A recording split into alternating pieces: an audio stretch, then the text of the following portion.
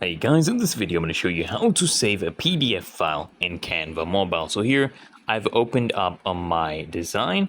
So this is a Word document that I was working on, eco-friendly water bottle. Okay, this is a Word document and I made this in Canva using the AI feature, and I'm going to save this. Okay, all you need to do, click on this download button right here. Click on this. I'm going to save this as a PDF. There's other options, but what we're going to do, we're going to save this as a PDF. The size, we want it to be A4, and then just click on download, and it's going to start preparing our design to download as a PDF. And currently, guys, as you can see, it has started designing.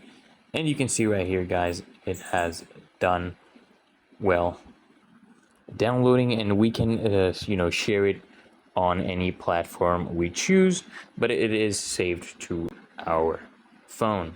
Let me show you from the downloads button. Let me show you in the file explorer that this app is actually saved.